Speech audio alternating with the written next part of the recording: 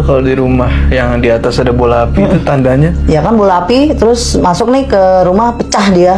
Dar, itu si bungkusan punya gue itu yang masuk nanti ke dalam tanah, entah di tempat tidur lo di bagian kepala, tapi di dalam bumi ya, di dalam ubin gitu, yang ibaratnya di luar nalar orang bisa masukin, atau di bawah kasur lo, ya pokoknya di tempat lo tidur. Itu buhul. Bukan, lebih ke bungkusan, iya kayak buhul, tapi bungkusannya itu isian, rambut, ini segala macem. Ya itu kalau gue bilang kayak sajennya dia, sajennya setan gue, buat penanda. Ini nanti kalau rambut ya bisa keluar dari sininya dia, atau di dadanya dia, atau di tangannya dia. Kalau ada yang ngobatin gitu, dipencet ya keluar rambut itu kan. Nanti rambut itu lama-lama kemakan sama badan, masuk ke badannya dia. Tanah kuburan yang dari gua pertama nih, kain putih atau kain kafan. Gue biasanya kain kafan sama kain hitam, gue pakai, gue double. Pertama gue masukin tanah kuburan, lada, terus silet karat, gue potek lah, gue patah-patahin. Terus karatan tuh? Harus karatan. Terus peniti atau enggak jarum pentul karatan, gue biasa serutan rotan. Terus rambut, biasa rambutnya dia, kalau mau emang rambut, kalau enggak ya enggak.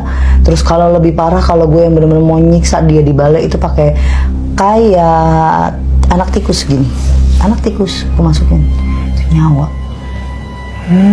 Itu nyawa. Iya, gue nggak tahu ya kalau mediasi yang lain. Kalau ini ya cara gue ya begini gitu. Udah gue bungkus, gue iketannya juga pakai, biasanya gue kalau nggak pakai rambutnya dia pakai benang biasa gitu. Udah gue tembak dari sini. Padahal sih sebenarnya kalau logikanya ya, kalau orang ngelihat ini dari di wajannya gue, wadah gue itu, gue cuma ngelempar gini ya, yang ngajar gitu. Gue langsung lempar, gue banting ke dalam, tapi emang hilang ya, dibawa ke sana, jadilah bola api. Itu bola api. Baru pecah. Jadi kan ada beberapa orang yang bisa ngelihat kalau tuh kemarin tangga gue kok kayak ada bola api di atasnya. Nah, gitu. Itu dia. Ada yang emang benar-benar dia kesantet, ada yang setan apa tuh yang bola api tuh. Banaspati. Jadi ya beda-beda gitu. Cuma kalau yang biasanya bola api yang gue kirim terus pecah, ya itu dia langsung masuk ke tempat dia tidur. Langsung kita tanam. Pas pecah itu ada suara ledakan nggak sih? Biasanya cuma kayak kayak petasan kecil, ketak, udah. Oh gitu. Atau enggak bisa bunyi dok, udah kayak benda jatuh aja ke atas. Sebenarnya itu benda itu kalau di kasat mata kita ngeliat mah ada bentuknya putih jatuh buk begitu, kayak setempat gini. Tapi kan biasanya nggak ada yang menyadari karena gue mengerjakan itu 00.15. Jadi sampai jam 3 gue baru selesai. Ritual itu baru ya. Kita kalau pas ngirimin kayak gitu tuh, gue lebih fokusin itu gue sama si setan-setan gue yang di sana gitu, si anak buah gue lah kalau gue bilang kan. Nanti kalau udah paten, tempatnya gue udah taruh ini, misalnya si bungkusan gue taruh di sana, mereka udah tinggal yang ngerjain, mereka yang ngolah. Mereka tuh nggak akan keluar yang gue suruh.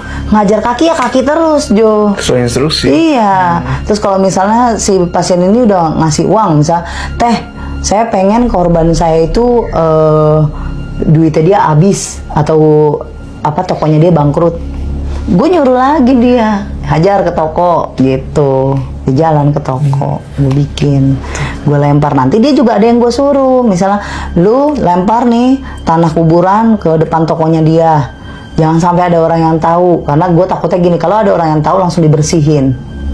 Gitu, dibersihinnya entah malah dikerjain, gue balikin, kita nggak ada yang tahu deh gitu, dilemparin. Makanya tanah kuburan itu tuh hal yang benar-benar harus hati-hati deh.